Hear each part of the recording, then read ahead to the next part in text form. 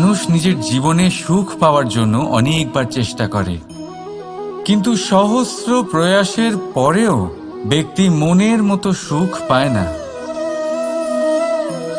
সুখকে পাওয়ার এই যাত্রা অনেক সময় দুঃখের মোড়েতে এসে সমাপ্ত হয়ে যায়, আর মানুষ বুঝে উঠতে পারে না যে কেন এমন হলো। তার প্রয়াস শুদ্ধ ছিল, তার মন পবিত্র ছিল, তার মনোবাঞ্ছনা সঠিক ছিল, কিন্তু তাও কেন সে সুখ পেল না? এর কারণ হলো আপনার আশেপাশের লোকজন আপনার সাথী। আপনি সুখ অথবা দুঃখের লক্ষ্য এনাদের থেকেই পান। তাই মনে রাখবেন, অনেক সময় আমরা দুঃখ এই কারণে পাই কারণ আমরা দুর্জনের ওপরে ভরসা করি, আর অনেক সময় দুঃখী আমরা এই কারণে হই কারণ আমরা সজ্জনের ওপরে সন্দেহ করি।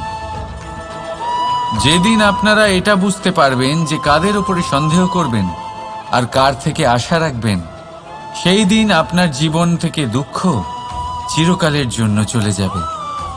তাহলে আসুন আর আমার সাথে ভালোবেসে বলুন, রাধা রাধা। স্বপ্ন, প্রত্যেক মানুষ স্বপ্ন দেখে, আর প্রত্যেক মানুষ এই আশাও করে যে তার স্বপ্ন পূরণ হোক, কিন্তু তার স্বপ্ন কখনো পূরণ হয় না। যারা প্রথমেই এই কথা ভেবে নেন যে তাদের স্বপ্ন পূরণ হয়ে গেছে, তাদের স্বপ্ন যথার্থ হয় যারা প্রয়াস করতে থাকে, নিরন্তর প্রয়াস।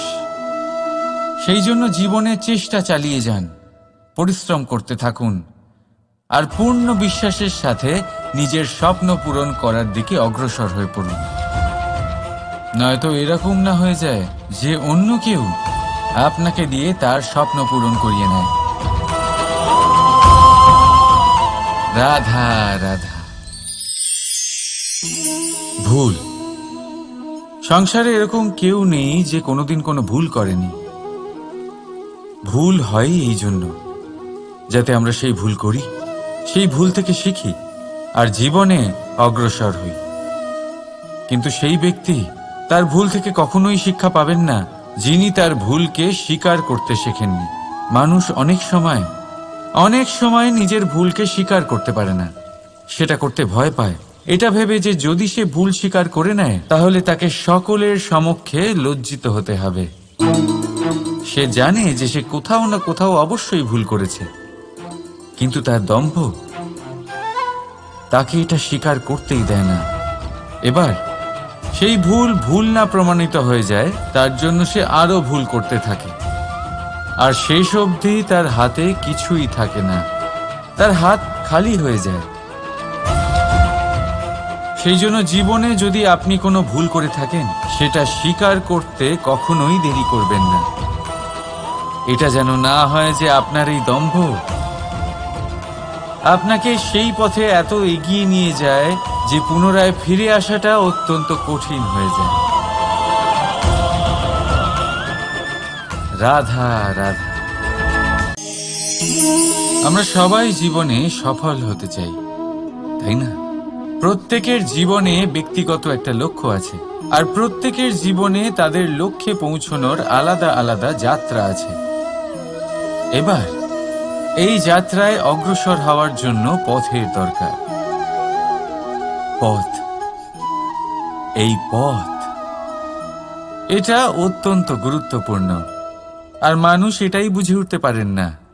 অধিকাংশ মানুষ তাদের গোটা জীবন কাটিয়ে দেন এই পথ খুঁজতে গিয়ে, আর অধিকাংশ মানুষ জীবন কাটিয়ে দেন তাদের এই পথ বদলাতে গিয়ে। কিন্তু এভাবে সাফল্য অর্জন করা যায় না। এবারে আপনারা জিজ্ঞেস করবেন, কি করে সাফল্য লাভ করব? এই সফলতা তিনি অর্জন করেন যে তার পথ নিজেই তৈরি করেন। দেখুন, যত শক্তি আর যত সময় আপনি পথ খুঁজতে আর বদলাতে গিয়ে নষ্ট করবেন, তার থেকে কম সময় এবং শক্তির দ্বারা আপনি নিজের পথ নিজেই বানাতে পারবেন, নিজের লক্ষ্যে পৌঁছতে পারবেন। সেই জন্য বারবার আপনার পথ বদলাবেন না, খোঁজাখুঁজি করবেন না। নিজের এই যাত্রায় নিজের পথ নিজেই তৈরি করুন, আর যত তাড়াতাড়ি সম্ভব নিজের লক্ষ্যে পৌঁছে যান। রাধা রাধা। সময়, বড়ই অদ্ভুত এই সময়, তাই না? দেখতে গেলে এটা একটা অনুভূতি, একটা সংখ্যা, একটা বিষয়। এবারে দেখুন না, সূর্যোদয় সকলের একসাথেই হয়, তাই তো? কারোর আগে কারোর পরে এমন তো হয় না, সবার একসাথেই হয়। আবার সূর্যাস্ত সকলের একসাথেই হয়। এবারে ভাবুন, এই সময় প্রত্যেকের জন্য আলাদা আলাদা। কারোর জন্য এই সময় ভালো, আবার কারোর জন্য এই সময়ই খারাপ। এক্ষুনি এই মুহূর্তে কারোর মুখে সফলতার আলো রয়েছে, আবার কারোর মুখে অসফলতার নিরাশা। এটা কেন? কেন এই সময় কারোর জন্য শ্রেষ্ঠ, আবার কেন তা কাউকে নিরাশ করে? এটার উত্তর হলো আপনার চিন্তা, আপনার কর্ম। যেমন আপনার চিন্তাধারা, তেমন আপনার কর্ম, আর তেমনই হবে আপনার এই সময়। আপনি জীবনে সুখ তখনই পাবেন যখন আপনি কারোর মুখে আশার আলো এনে দেবেন। আপনি আনন্দ তখনই পাবেন যখন আপনি কাউকে খুশি করবেন। হ্যাঁ, এটা ঠিক যে কাউকে খুশি করা সবসময় আপনার হাতে নেই, কিন্তু আপনার হাতে এটা অবশ্যই আছে যে আপনি কাউকে দুঃখ না দেন, কাউকে নিরাশ না করেন। আর কোনো ব্যক্তিকে দুঃখ না দেওয়ার এই চেষ্টাও আপনার কর্মই বটে। আর এই শুভ কর্মের ফল আপনাকে প্রকৃতি অবশ্যই দেবে। তাই মনে রাখবেন, ভালো সময় তারই আসে যে কখনো কারোর খারাপ চায় না। রাধা রাধা। লোকে বলে মানুষ নিজের ভবিষ্যৎ জন্ম থেকেই লিখিয়ে আনে, অর্থাৎ এখানে এই কপালে। ভাগ্য দেবতা আমাদের সমস্ত উত্থান, সমস্ত পতনের হিসেব সবটা লিখে দেন। কিন্তু কপালে কেন, পায়ে নয় কেন? যদি পায়ে লেখা হয় তাহলে আমরা পড়তে পারবো, যদি কপালে লেখা হয় আমরা ছাড়া বাকি সবাই পড়তে পারবে। এবারে আমাদের কপাল এখানে তাই প্রতিফলিত হয় যা আমাদের মস্তিষ্কে আছে, আর মস্তিষ্কে থাকে আমাদের ভাবনা। তাই এই ভাবনার ধনাত্মক হওয়া অত্যন্ত জরুরি।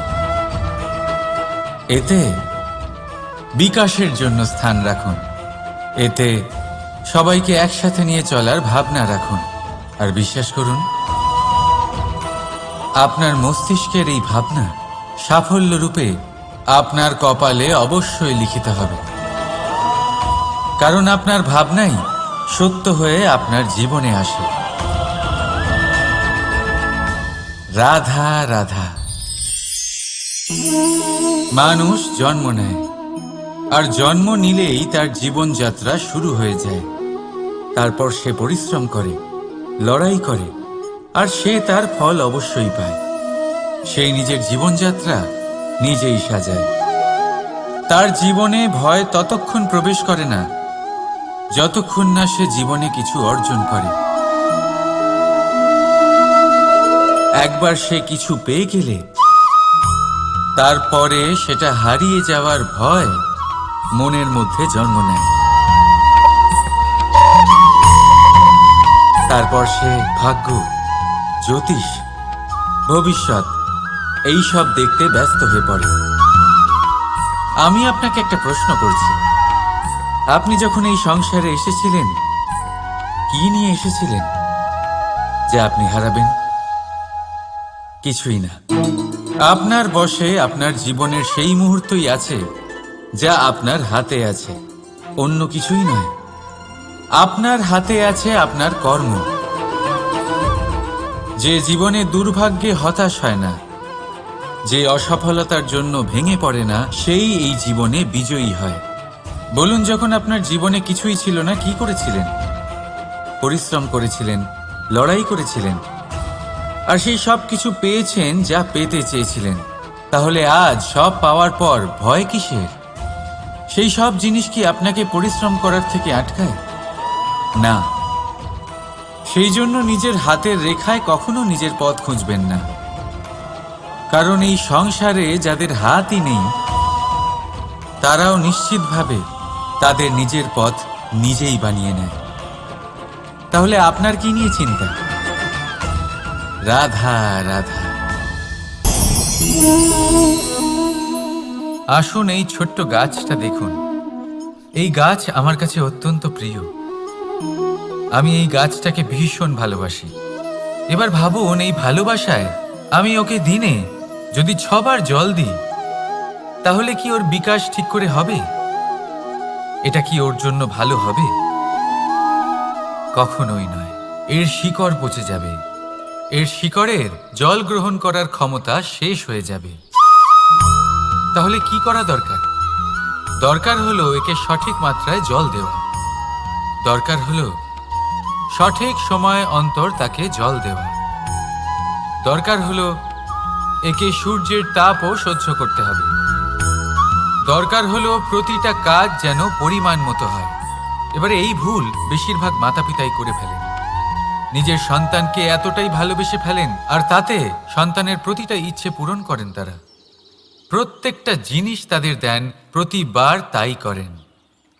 আর এইভাবে সন্তানের বিকাশে নিজেই বাধা হয়ে ওঠেন। এরকম করবেন না। এই যাত্রা আপনার সন্তানের। এই যাত্রায় আপনার সন্তানকে অনেক কিছু শিখতে হবে। নিজের ক্ষমতায় কাজ করতে হবে। তাদের করতে দিন। একটা অত্যন্ত গুরুত্বপূর্ণ কথা বলবো আপনাদের, তা আপনারা মনে রাখবেন। প্রেম আর শত্রুতা অধিক হয় তাহলে তা ক্ষতিকর। প্রতিটা বিষয়ে সমতা বজায় রাখুন।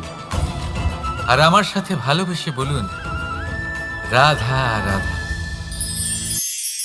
নদী হোক বা সাগর হোক, নৌকা আমাদের এটা পার করতে সাহায্য করে। এই নৌকা কখনো কখনো ডুবেও যায়। এবারে এখানেই লুকিয়ে রয়েছে একটা শিক্ষা। অটল জলে এই নৌকা থাকে, তবুও ডুবে যায় না। এটা তখন ডুবে যায় যখন সেই জল নৌকায় প্রবেশ করতে থাকে। যখন জলের স্তর আস্তে আস্তে নৌকায় বেড়ে যায়, তখন নৌকা ডুবে যায়। এবার এটা আমাদের সাথেও হয়। বাইরের সমস্ত সমস্যা, সমস্ত বিপদ, সমস্ত সংকট, সমস্ত দুঃখ, এই সব আমাদের ততক্ষণ ভাঙতে পারে না যতক্ষণ না আমরা এদের আমাদের অন্তরে প্রবেশ করতে দিই। একবার এরা প্রবেশ করে গেলে আমরা ভেঙে গুঁড়িয়ে যাব, ডুবে যাব। এই মনে আগেই প্রেম আর বিশ্বাস ভরে ফেলুন। জীবনে যত বড় বিপদই আসুক না কেন, আপনাকে কখনো ভাঙতে পারবে না। রাধা রাধা। বৃক্ষের বীজ একটা সর্ষের দানার থেকেও ছোট হয়, কিন্তু যখন এটা বড় হয় তখন একটা বটগাছের মতো বৃহৎ আর মহান হয়ে ওঠে। গঙ্গা নদী, এর প্রারম্ভ হয় একটা ছোট্ট আর সরু স্রোত দিয়ে।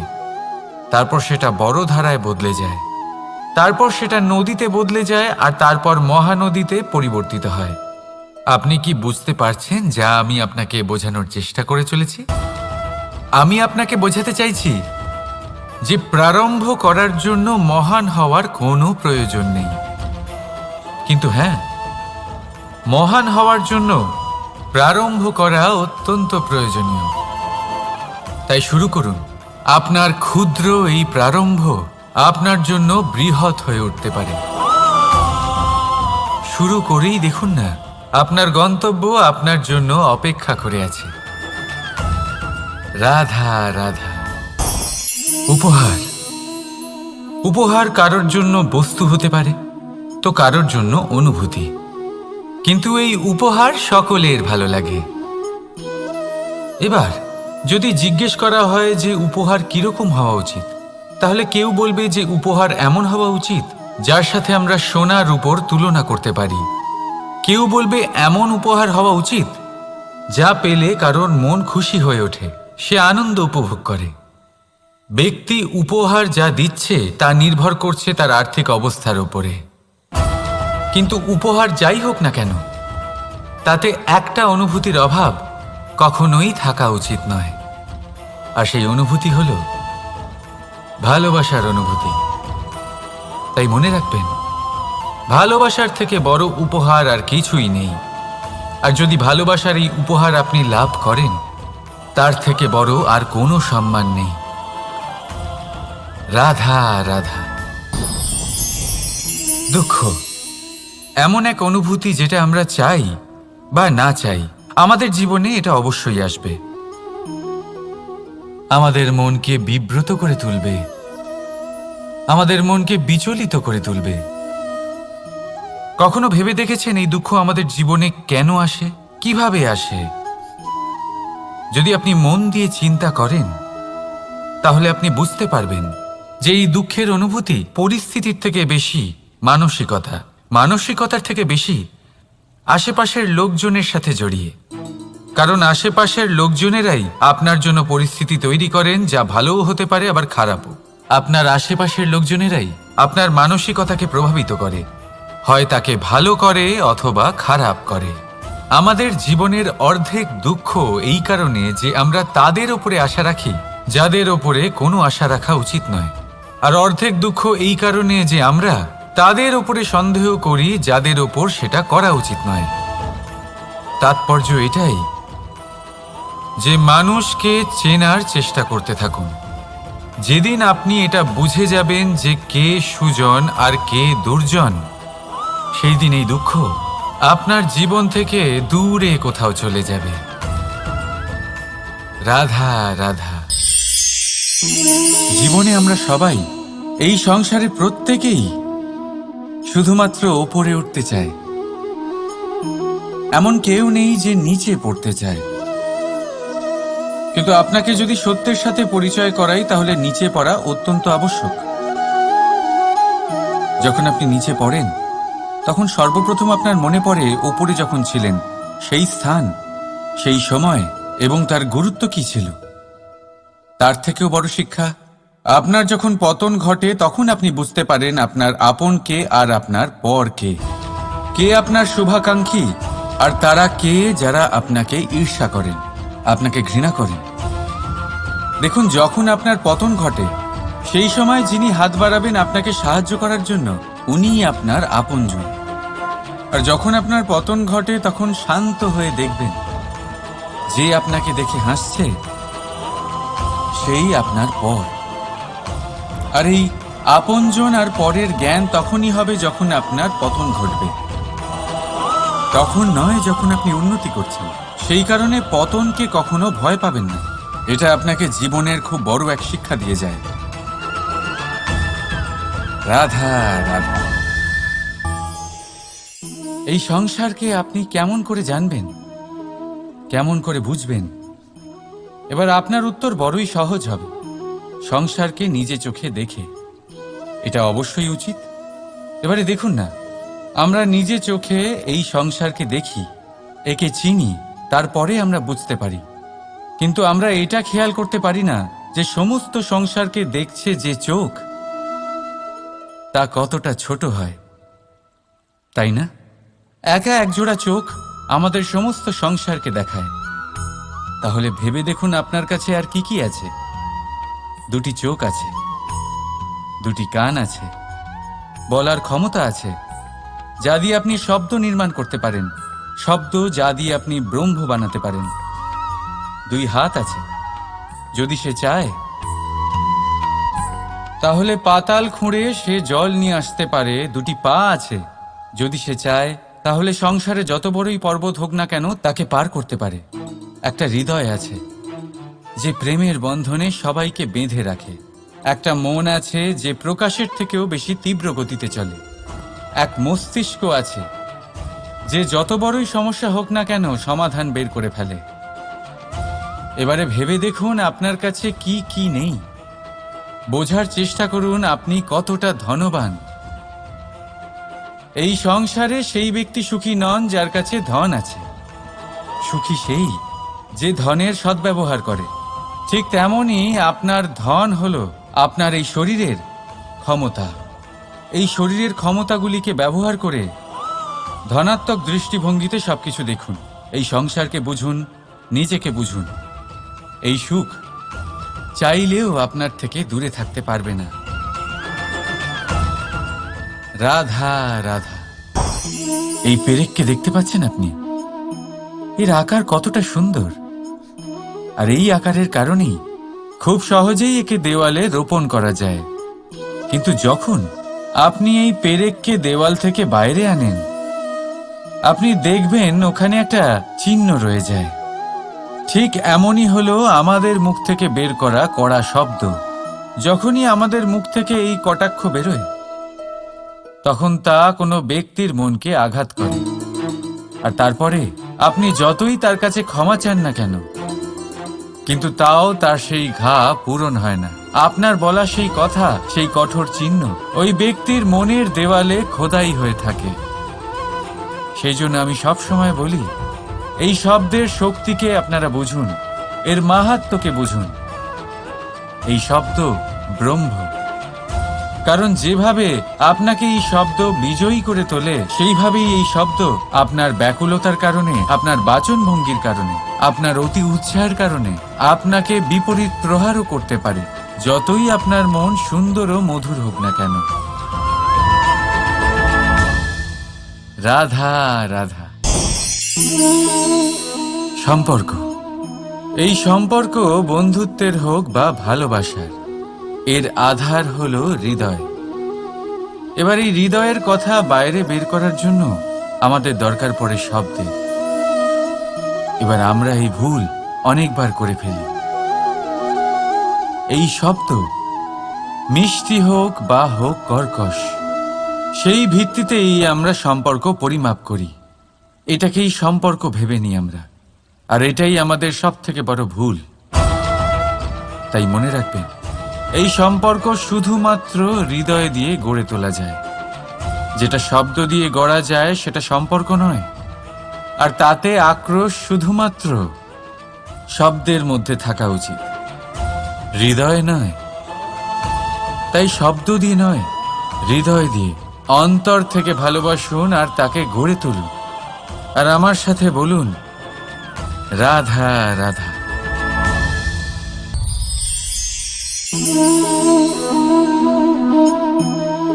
লোকে আমাকে সবসময় জিজ্ঞেস করে যে, কানাই, এখন তুমি বড় হয়ে গেছো, এই বাচ্চাদের সাথে থেকে তুমি সবসময় দুষ্টুমি করো কেন? তুমি বড় হয়ে গেছো, বড়দের মতো থাকো। বেশিরভাগ লোকে এটা বুঝতে পারে না, ভাবে উনি তো ভগবান, ভগবানের মতো গম্ভীর নয় কেন? এবারে আমি কি করে বোঝাবো সবাইকে যে আমার ভগবান হওয়ার পিছনে যে সবচেয়ে বড় রহস্য, তা হলো এই বাচ্চারাই। আমার শক্তি কোথা থেকে আসে? সমস্ত সমস্যার সমাধান করার শক্তি এই বাচ্চাদের থেকেই তো আসে। জীবনে বাঁচার শক্তি, সংসারকে প্রেম শেখাবার শক্তি এই বাচ্চাদের থেকেই আসে। কারণ বাচ্চাদের থেকে বড় কোনো ভগবান হয় না। এবারে দেখুন না, পুরাণ আর বেদের কোনো জ্ঞান নেই ওদের, কিন্তু খুব ভালোভাবেই জানে যে একজন উদাস ব্যক্তির মন কি করে ভোলানো যায়, কি করে তাকে আনন্দ দেওয়া যায়। আর এ এক বিশাল ব্যাপার। কোনো ন্যায়, কোনো নীতির জ্ঞান নেই ওদের, কোনো ভেদাভেদ করতে জানে না। কিন্তু এটা অবশ্যই জানে একজন একা অজানা ব্যক্তিকে নিজের দলের সদস্য কি করে বানাতে হয়, কি করে তাকে আপন করতে হয়। আর এ এক বড় ব্যাপার। এই বাচ্চাদের থেকে অনেক কিছু শেখার আছে। তাই আপনারাও নিজেদের জীবনে গম্ভীর হওয়ার চেষ্টা কখনোই করবেন না। আর যদি করেন, তাহলে এই সংসার খুবই নীরস লাগবে আপনার। আপনিও বাচ্চাদের মতো নিষ্পাপ থাকুন আর নিজেকে আনন্দে রাখুন। লাভ আর ক্ষতির ঊর্ধ্বে গিয়ে সম্পর্ককে দেখুন। জ্ঞান অর্জন করার পরিবর্তে ভালোবেসে সম্পর্ক পালন করুন। আপনি নিজেই বুঝে যাবেন যে এই সংসার কতটা সুন্দর। রাধা রাধা। কিছুদিন আগে আমরা কথা বলেছিলাম যে আমাদেরকে নিজেদের বিবেকের সাহায্যে সুজন আর দুর্জনকে চিনতে শিখতে হবে। কিন্তু কিভাবে চিনব? কি গুণ থাকে তাদের? সুজন কি সে যে আস্তিক হয়, যে ঈশ্বরকে বিশ্বাস করেন, যে তাকে ভয় পান? নাকি দুর্জন সে যে ঈশ্বরকে বিশ্বাস করেন না, তাকে ভয় পান না, শুধুমাত্র নিজের কাজ করে যান? আপনাকে বলে দিই, এই সুজন না তো আস্তিক হয় আর না তো নাস্তিক, তারা বাস্তবিক হয়। তাহলে আসুন আর বাস্তবিকতাকে চিনুন আর জীবনে শুধুমাত্র আনন্দ লাভ করুন। আর আমার সাথে ভালোবেসে বলুন, রাধা রাধা। উৎসব, পুজো, পার্বণ আমাদের জীবনে উল্লাস ভরে দেয়। এবার দীপাবলির উৎসব এসেছে। আপনি কখনো ভেবেছেন যে এইসব উৎসব যেমন গুরু পূর্ণিমা, দোল, রাখি বন্ধন এইসব পূর্ণিমার দিনে অনুষ্ঠিত হয়, যখন চাঁদ আকাশে পুরোপুরিভাবে দেখা যায়। কিন্তু দীপাবলির এই শুভ উৎসব অনুষ্ঠিত হয় অমাবস্যার দিবসে। অমাবস্যা, যাকে আমরা অশুভ বলে মনে করি। কখনো ভেবে দেখেছেন কেন শ্রীরাম অমাবস্যার এই দিন বেছেছিলেন অযোধ্যায় ফেরার জন্য?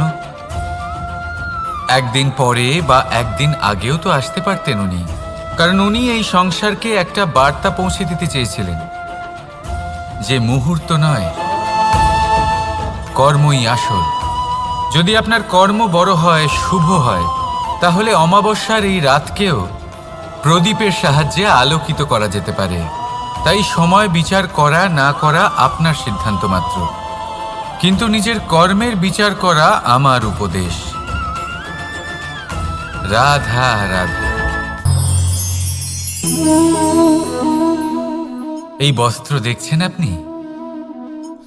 এর কারুকার্য, এর রং, এর সৌন্দর্য কতটা মনোরম, কত স্বচ্ছ, কত নিপুণ এই কারুকার্য।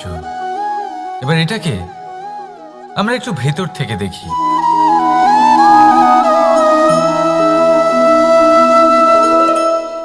আপনি কি সেটাই দেখতে পাচ্ছেন যা আমি দেখতে পাচ্ছি? এটাই হয় আমাদের ব্যক্তিত্বের সাথেও, এটাই হয়। এই সমস্ত ঝামেলাগুলি মিটিয়ে নেওয়ার জন্য আমাদের সেই ঝামেলার মুখোমুখি হতেই হয়। তাই এই ঝামেলার দ্বারা কখনো ভয়ভীত হবেন না। এটাই আপনাকে একটা আনন্দময় জীবনের দিকে নিয়ে যাবে। রাধা রাধা।